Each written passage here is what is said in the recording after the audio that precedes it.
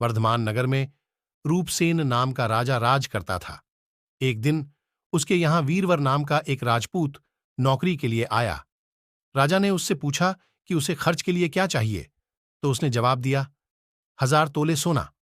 सुनकर सबको बड़ा आश्चर्य हुआ। राजा ने पूछा, तुम्हारे साथ कौन कौन है? उसने जवाब दिया, मेरी स्त्री, बेटा और बेटी। राजा को और भी अचंभा हुआ। आखिर 4 जने इतने धन का क्या करेंगे? फिर भी उसने उसकी बात मान ली। उस दिन से वीरवर रोज 1000 तोले सोना भंडारी से लेकर अपने घर आता। उसमें से आधा ब्राह्मणों में बांट देता, बाकी के 2 हिस्से करके एक मेहमानों, वैरागियों और सन्यासियों को देता और दूसरे से भोजन बनवाकर पहले गरीबों को खिलाता, उसके बाद जो बचता उसे स्त्री बच्चों को खिलाता, आप खाता। काम यह था कि शाम होते ही ढाल तलवार लेकर राज के पलंग की चौकीदारी करता। राजा को जब कभी रात को जरूरत होती, वह हाजिर रहता। एक आधी रात के समय राजा को मरघट की ओर से किसी के रोने की आवाज आई। उसने वीरवर को पुकारा तो वह आ गया। राजा ने कहा, जाओ पता लगा कर आओ कि इतनी रात गए यह कौन रो रहा है और क्यों रो रहा है। वीरवर, उसने कहा, मैं राजलक्ष्मी हूं। रोती इसलिए हूं कि राजा विक्रम के घर में खोटे काम होते हैं, इसलिए वहां दरिद्रता का डेरा पड़ने वाला है। मैं वहां से चली जाऊंगी और राजा दुखी होकर 1 महीने में मर जाएगा। सुनकर वीरवर ने पूछा, इससे बचने का कोई उपाय है? स्त्री बोली, हां है।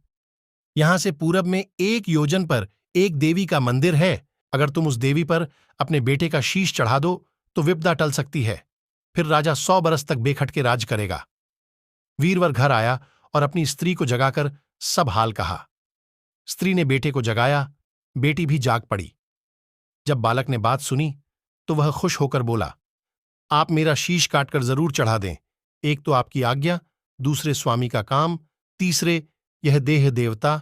अगर तुम उस देवी पर अपने बेटे का शीश चढ़ा दो तो विपदा टल सकती है।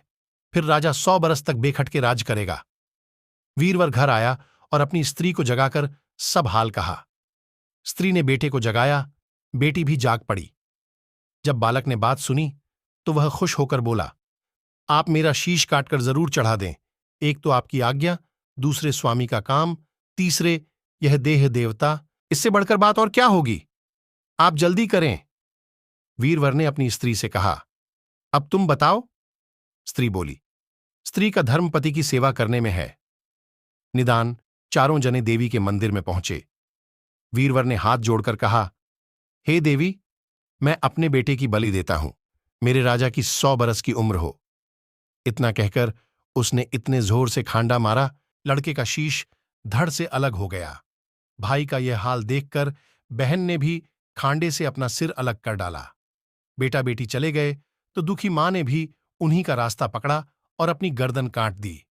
वीरवर ने सोचा कि घर में कोई नहीं रहा तो मैं ही जीकर क्या करूंगा। उसने भी अपना सिर काट डाला। राजा को जब यह मालूम हुआ तो वह वहां आया। उसे बड़ा दुख हुआ कि उसके लिए 4 प्राणियों की जान चली गई। वह सोचने लगा कि ऐसा राज करने से धिक्कार है। यह सोच उसने तलवार उठा ली और जैसे ही अपना सिर काटने को हुआ कि देवी ने प्रकट होकर उसका हाथ पकड़ लिया, बोली, राजन, मैं तेरे साहस से प्रसन्न हूं।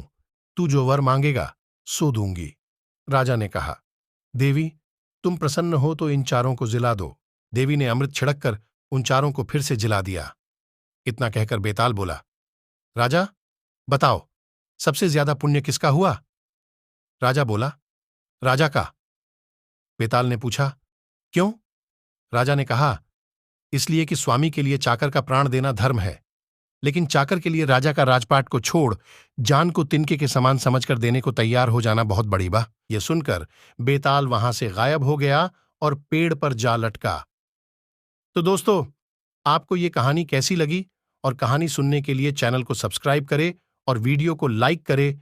आपका सपोर्ट बहुत जरूरी है।